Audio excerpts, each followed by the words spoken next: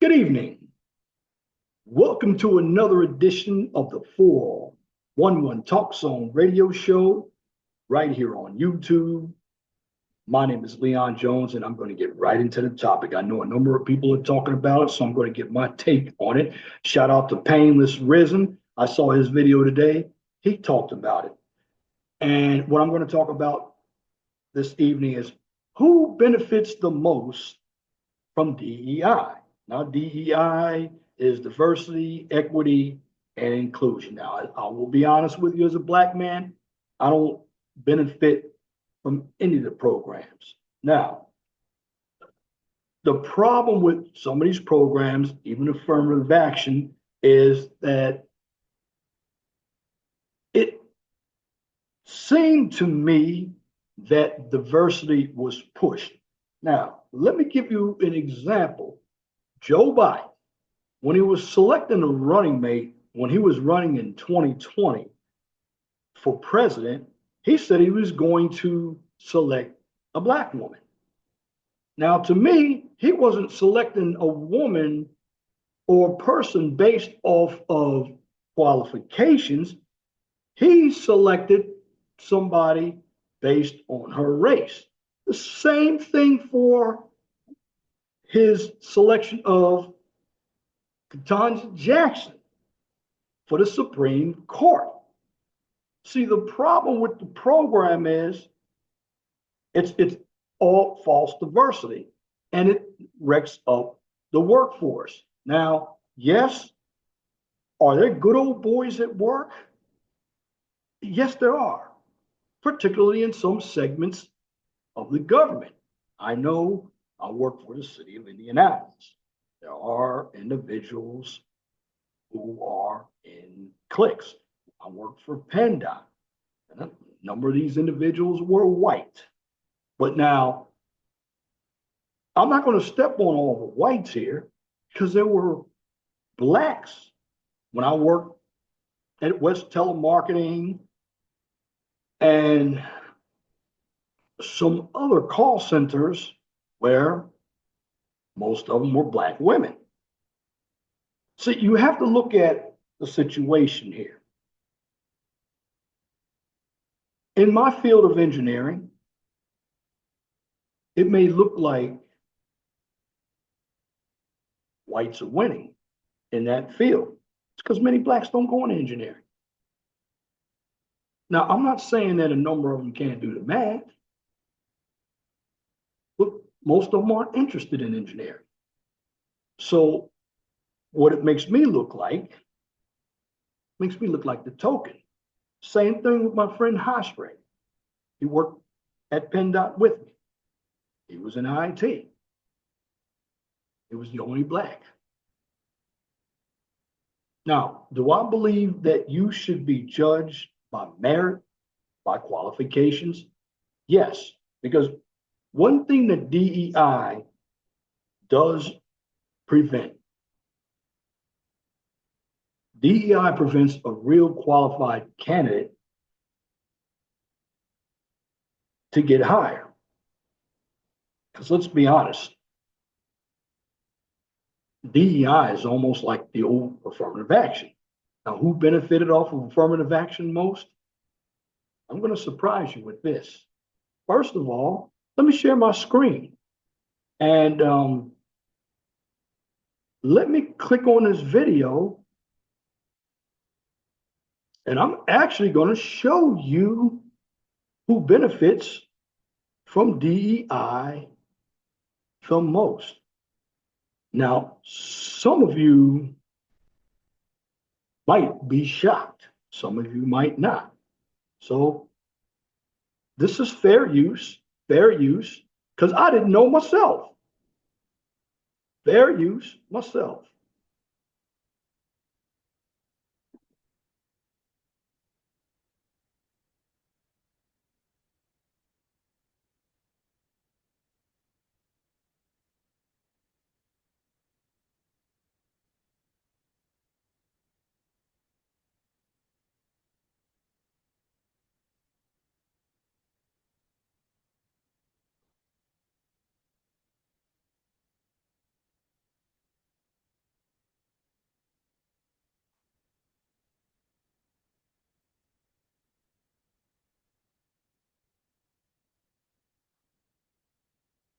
Now, I have to agree with what she just said right there because it is true. It's very true. Hold on for a minute.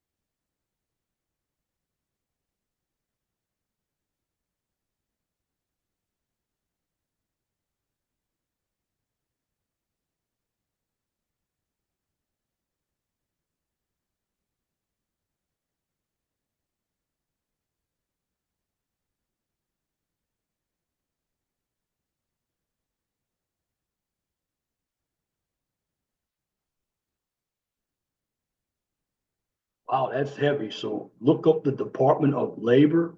Now, if you look at it, it's no surprise to me that white women haven't benefited more from DEI. I said this about affirmative action, and I always believed that white women should have never been a minority. And I'm going to tell you this, some of the white men, when it comes to my industry, I work in the civil engineering and construction industry. So you have programs called minority business enterprises or disadvantaged business enterprises. You know who benefits more from them? White people. That is true. Now, what the white men do, they actually use their wives, even if the wives don't have any experience. And it used to be in order to get into the program, you have to provide a resume of your experience. I know when I filled everything out, and the process is lengthy. You have to get bank statements, tax statements, you have to get revenue, everything. And it has to be approved. And you can't make over a certain amount of money. And with white women, here's what they get them all. If they were veteran, if they're a minority, they can get a DBA, they can get a, or they can get a DBE, an MBE, a WBE, and a VBE, and a DVBE if they were disabled veteran.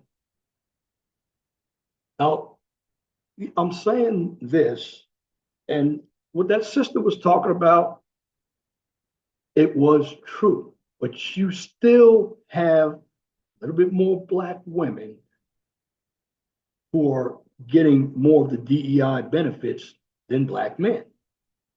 Now, what these programs have done, particularly with women, it's made them feel that they are more powerful than men. And a number of them, because of DEI,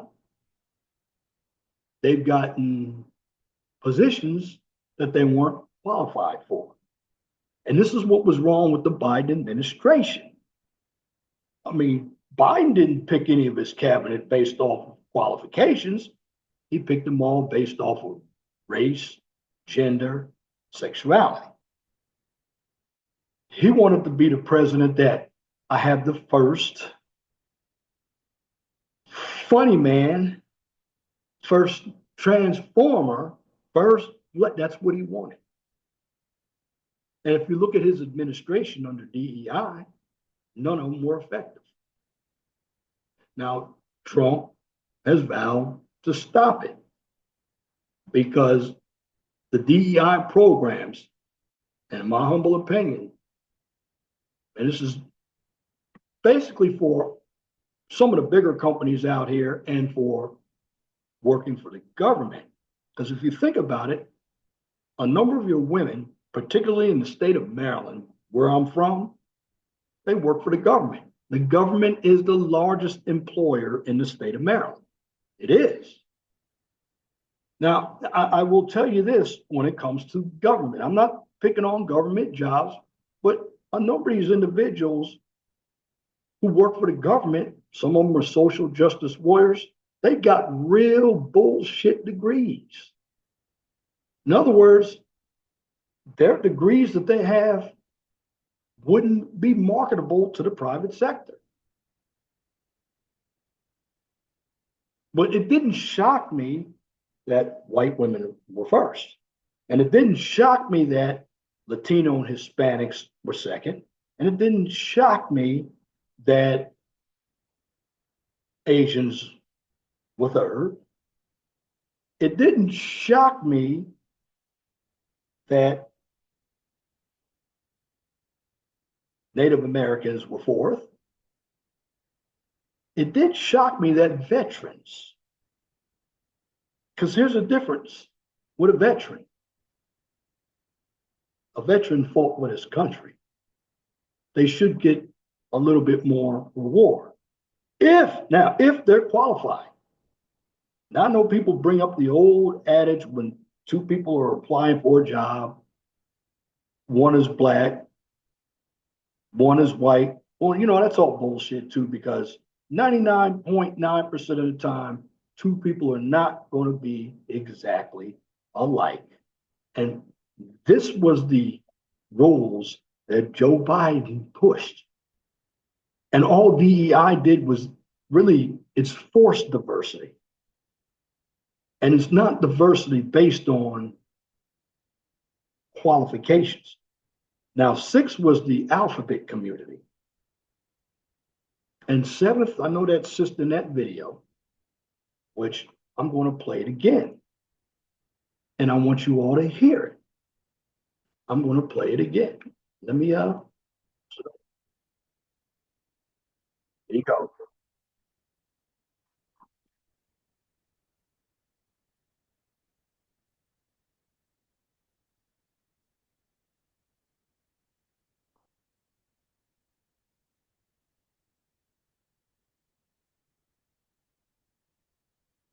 Fair use.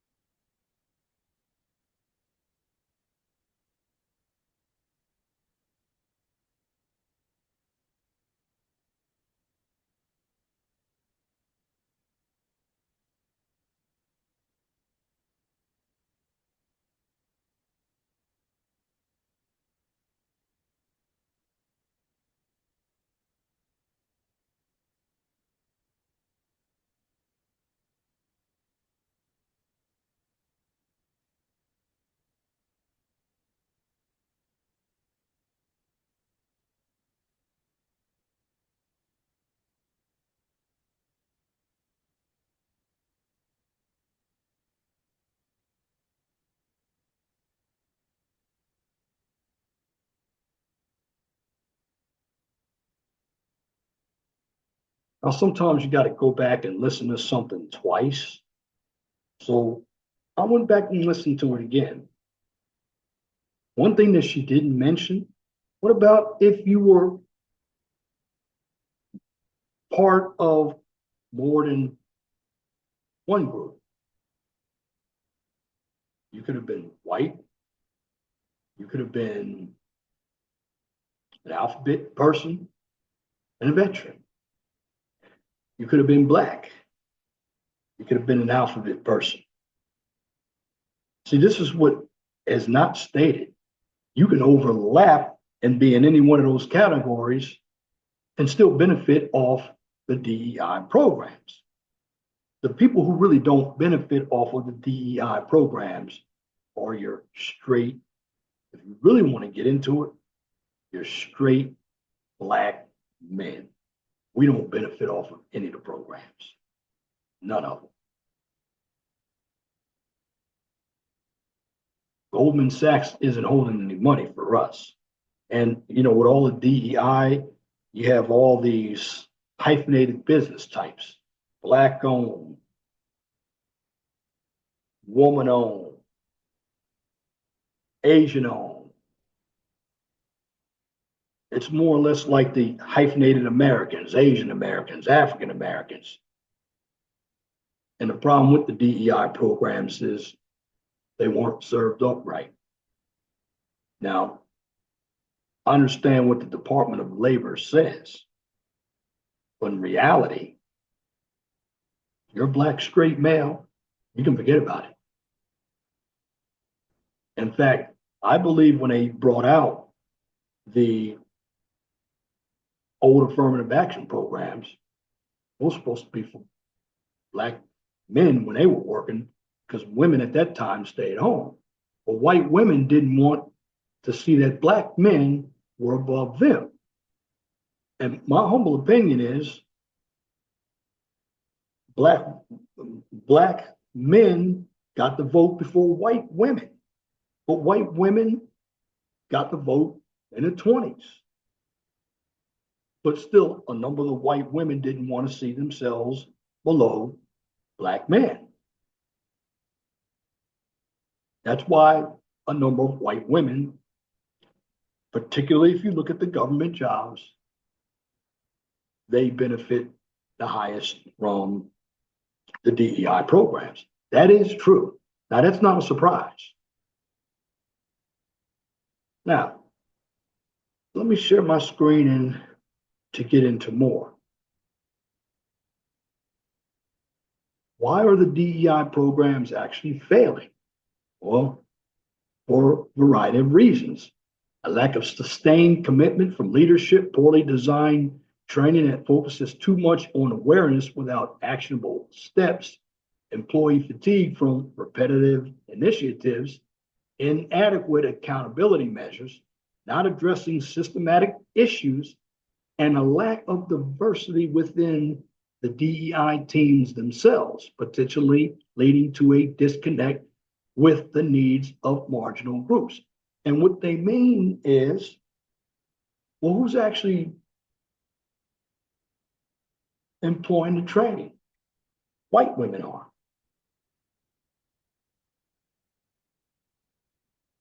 That's what it is. Now, this is no slap against white women. But when you look at why the DEI programs are horrible, it makes sense. Again, lack of executive buy-in and accountability. So if leadership doesn't actively support and participate in DEI efforts, it can appear as a more checkbox exercise with no real impact. The training.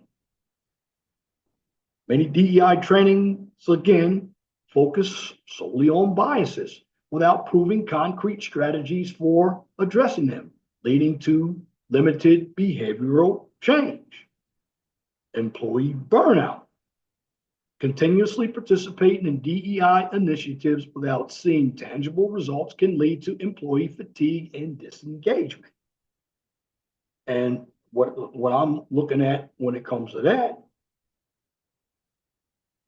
you're not getting the qualified people. In other words, you're utilizing quota basis instead of merit basis. This is why you have right now, I'm not saying everybody who's part of DEI is bad, but when you force a program on people, it's just like the alphabet community is forcing their lifestyle on us. We agree with it, we're always going to butt heads because it's not something we agree with. In other words, we're trying to make or give special privileges to a small minority of people, and that's the ones based on sexual orientation. Now, I understand when it comes to Black people, because I will tell you this, every other race has benefited off the backs of civil rights. Women, particularly white women, Hispanics, Asians, Indians, all piggyback off of Blacks. Now, it doesn't surprise me that Blacks are at the bottom of the barrel, but at least with Black women, they do get a little more incentive than we do as Black men. And also when it comes to the DEI programs, they don't address the systematic issues. Again, when you focus solely on individual behaviors, without addressing any broader organizational structures and policies that perpetrate inequality, well, what happens? It can limit progress. Also, the individuals leading the DEI efforts do not represent the diverse populations they aim to support. It can also lead to a disconnect in understanding the issues. Here's one called a token. Hiring a few individuals from marginalized groups without creating a truly inclusive environment can also be seen as a superficial attempt at diversity. And that's really what you got now. It is a superficial attempt at diversity. Again, you look at the Biden. He wanted to put somebody Black in the Supreme Court. He wanted to put somebody Black as vice president. Neither were qualified. He is HHS. He wanted somebody trans in there. So he created a unqualified type of administration that didn't do anything but drag us more and more down the road into something that we didn't want. And you also look at what kind of goals and metrics were set. See, without any clear metrics to track progress, it's difficult to assess the effectiveness of DEI initiatives and identify areas of improvement. Now, some individuals may feel threatened by DEI initiatives, leading to resistance and undermining efforts. Now, can you improve the program? Certainly, but there's a lot of politics behind it. And you have a lot of big companies that they were paying for the training. Now they don't have to pay for training anymore. Now, the way you can strengthen any program is you need strong leadership commitment. You look at the military. General Milley, this woke concept. See, what you had for the previous 4 years was a lot of wokeism. And part of it did initiate through DEI. That's basically what you got. Everybody, and when I mean woke, everything was unrealistic. It created a world that didn't represent reality. It was all forced. It was all fake. So you really didn't have the active leadership participating in the process and holding themselves and others accountable for achieving goals because they didn't achieve any goals. Training programs. We got beaten down with training programs, but you need to understand that the training should be designed to meet the organizational needs and provides actionable steps to address identified biases. And you also need to foster an environment where diverse perspectives are valued and employees feel comfortable, or they want to be comfortable. I don't like to use the word feel, but they need to be comfortable raising concerns about equity issues. Now, first of all, equity is a bad word because basically equity means you start the same way, you end the same way. That's not true.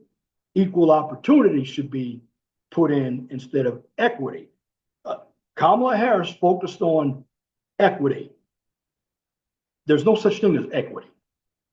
Never has been. That's false too. But again, you have a number of women who have this false power because they believe they're equal. People like Kendra G. She gets on her program every night on a high horse by saying, well, I'm the prize. I'm this, I'm that. Well, you're not. That's based off of your own thinking. And in the end, that's all subjective. Now, are these DEI programs subjective? Yes. They're not objective because they have all kinds of biases. And then what people try to do to look at everything, they try to analyze it with data to find out where the DEI improvements are needed so they can track progress over time. Well, it's not going to be, not in the next 4 years, which to me, I don't want to be hired because I'm Black or I'm a veteran. I don't. I want to be hired based on my qualifications. If I got a 3.78 and I got a 2,400 on my SAT, regardless of what my race is, I should be able to get into a decent college. And at work, you should involve employees in the design and implementation of DEI initiatives to increase buy-in and ownership. I mean, you know, the big picture of the DEI programs is that everything was basically focused on race and gender and sexual orientation. That's really what it was. That's really what it was. And that hurts the workforce. And in the end, as a man, what do I believe? Well, I believe if you're going to have a program, you need to make sure that that program is clear. And you need to look at the program every quarter. Now, when it comes to a workplace, we don't need people who are unqualified to be in positions. You look at our military, it's weak because we have initiatives because we need to have a certain amount of generals who are this. No.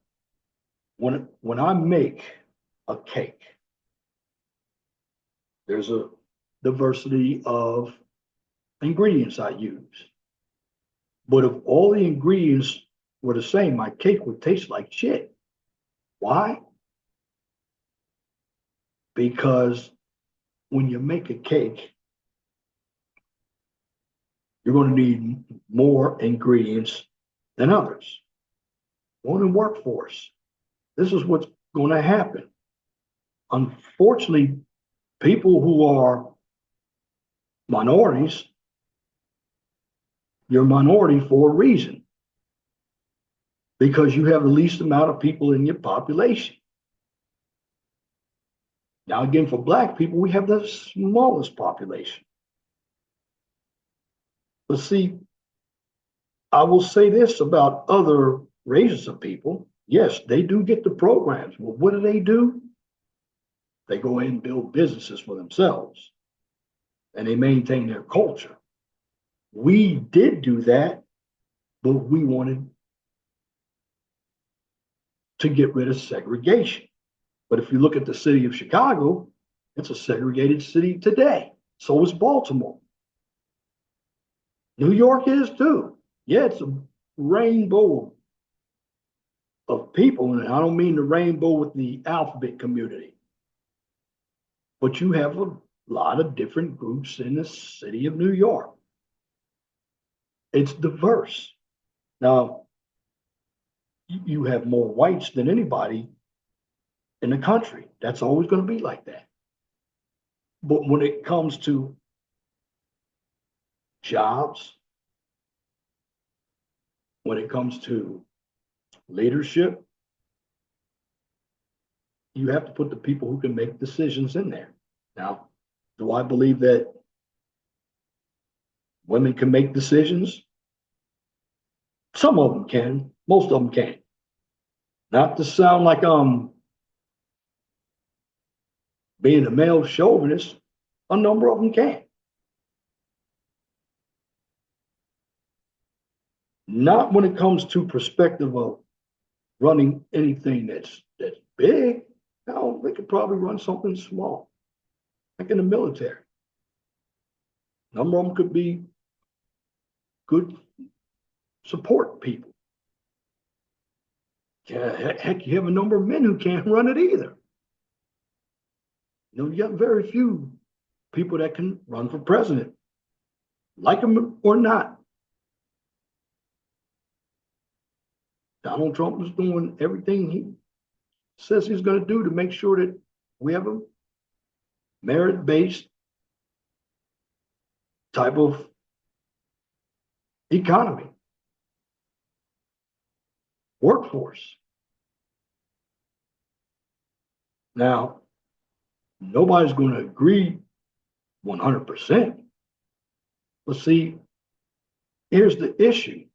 The left in this country is trying to continue to force their views on what we voted for on November 5th. The country didn't vote for all this DEI stuff. They didn't vote for it. And it's funny because, you had DEI in college. In fact, the affirmative action really went away when it came to that University of Michigan case.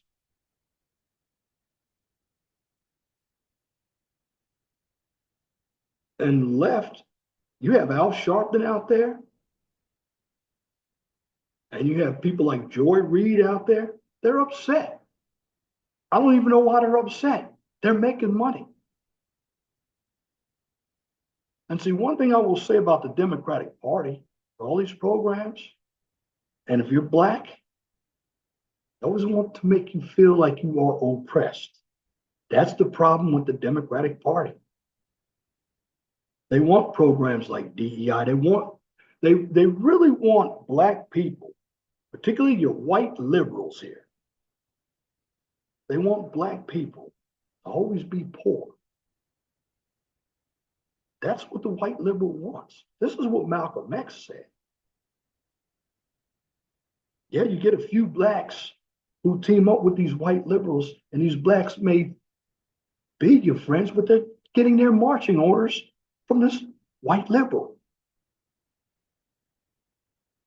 And with African Americans,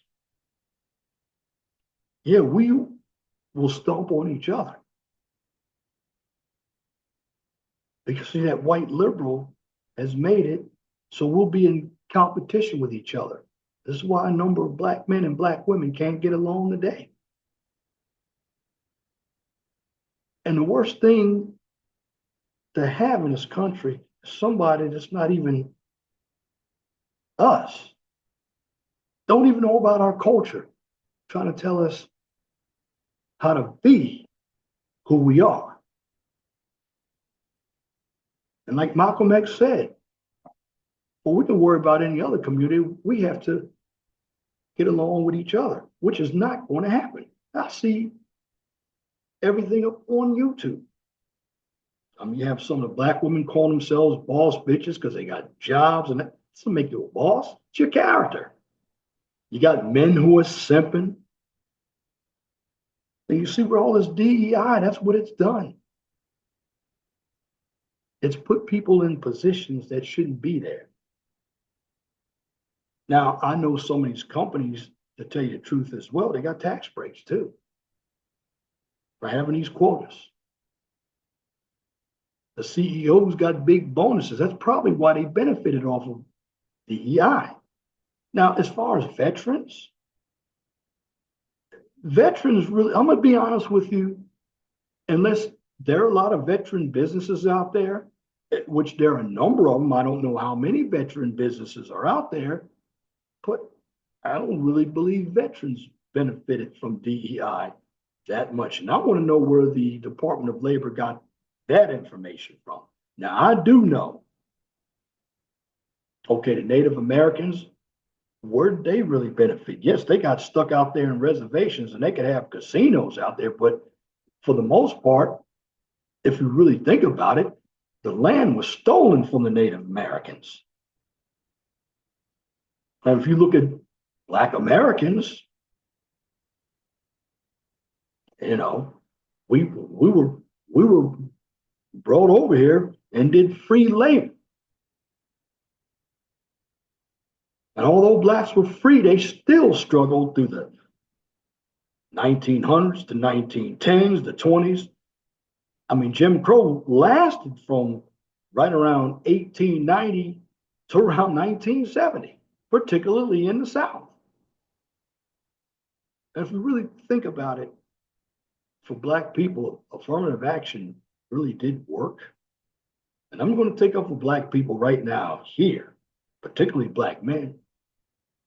Then how come you don't see that many Black men who are CEOs in Fortune 500 companies? Because even with the DEI programs out here, the gender, and I'm just going to break it down to gender, the gender that has benefited the most has been women. Certainly, white women have benefited a hell of a lot more because there's more of them, but women have benefited of the programs the most. I mean, they have a lot of initiatives for women to start businesses, where if you are a straight male, particularly Black male, you don't get anything. If you have a little tenderoni in you, you might get something. But I will say this, as a Black man, I'm glad that I didn't benefit from a DEI program, because I'm going to go out here and work for myself and for somebody. I want to make sure that I'm qualified to do the job. A qualified person is much better for a position than somebody based on race, gender, and sexual orientation. Or disability. Disability was the other one that was thrown in there. I mean, if you think about this, a lot of what's really stated is for government jobs, because I will say this, working in the private sector, I haven't seen too many people with disabilities working in the private sector, especially if you're going out there doing some land surveying, or you're going out there doing some construction inspecting, or being a chef. I don't see that. I usually see a lot of this in the government, because the government has different types of jobs. They have all of these initiatives. The government has all of these programs. Sexual harassment is a big one in the government, and you have to constantly do that every year you're with the government. Same test, same answers. And when it comes to jobs in the government, the public sector, because of the DEI initiatives there, you could be a qualified Black man, but still won't get that position because you have to compete with women. That is the truth. And I'm looking at it from my experience. If you look at all the government jobs, take a statistic out on that. How many women are working in the government jobs? And some of these individuals are working on these jobs and they're not even with a degree, they're not qualified. You know, when it comes to a job, it should be about skill set. And again, going back to the white women benefiting off of DEI, well, it is true. And the white man, you have white men, again, I touched on it earlier, who are using their wives to get contracts in my field. It's true. So what he does is he'll come up with all the money, the business plan to form the business, but he's always the second in charge. She's always the first because she can get a WBE. If she's a veteran, she can get a VBE, an MBE. She can get a large percentage of that contract. And usually with construction contracts, particularly on transportation projects, you have to have a DBE. And if you're the only DBE or WBE, well, you're going to get it for being a DBE, a WBE, you're going to get a large portion of that contract. And then, you know, some of them who are DBEs or MBEs can also be a prime. I know there was one that way in Pennsylvania. This person it was a woman-owned business and became a prime and a DBE. And a DBE. Now, what did it mean there? She was the prime, a DBE. So she basically, unless she wanted to, yes, you have to have another DBE, but that DBE can be from your company. So you can get basically the full contract. So basically, there is a lot of bias swirling around with the DEI initiatives. And it became politically correct. This is how a number of women got their power. And some of them thought that they were above men. And they didn't do anything to get that power. They were given that power through that government initiative. If you really want to create an even playing field, then you have to go on qualifications. Now, I admit back in the late 60s and 70s, you needed the affirmative action programs. Now, it just depends on where you work. I mean, you think about it. You're out there playing football. Well, you got a good team out there. So if the DEI was placed for football, you got a lot of black people. Now you need a center out there, a center. You know, they want to play the center position, and they need an Asian guy out there. Does that Asian guy know how to play center? No. So if you put him out there, he's going to be the weak link. But if you put him out there as a quota, you just ruin a team. You look at basketball, majority of blacks play in that sport. You look in baseball, it's whites and you have Latinas. And then a lot of these teams are going out getting Latin ball players. Do blacks want to play baseball? Some of them do, some of them don't. Blacks did know how to play baseball in the past. They had the Negro Leagues up until 1960. I know the Baltimore Elite Giants was one of them. They had another one from Baltimore too. But the bottom line is, when it comes to programs out here, a lot of these programs don't work because you got the wrong people running the programs. And now there's something else that's going on that's very slick. See, Donald Trump is going to fire a number of DEI representatives. And you want to know what they're doing to stay on?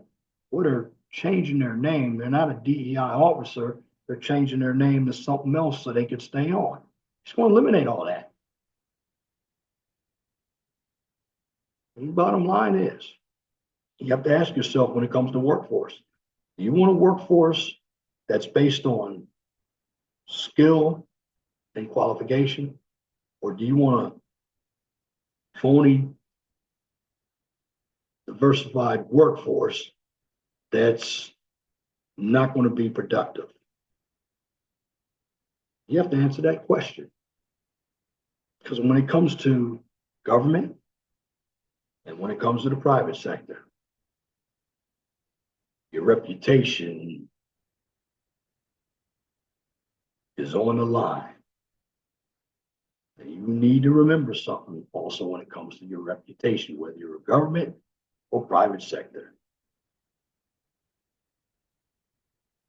Your reputation always comes first. And don't ever forget that. And that's my commentary for this edition of the 411 Talk Zone radio show right here on YouTube. If you like what I just presented, please comment, share, and subscribe. And here's where you can find me. 411 Talk Zone radio show. Find me right here on YouTube. Find me on X, formerly Twitter, Truth Social, and Rumble. And for the QCIS channel, you can also find me on YouTube. You can find me on X, formerly Twitter, and LinkedIn. And once again, I will tell you this. In the end, once again, for everybody out there, always be blessed for what you have. Don't worry about what you don't have. Always know that the sun rises in the east and sets in the west. And if it doesn't apply, let it fly. But if the shoe fits, wear it. If you don't like the shoe, then change it. And once again, thank you for listening to this edition of the 411 Talk Zone radio show right here on YouTube. Till next time, my name is Leon Jones. I want you all to have a wonderful and gracious evening. God bless you.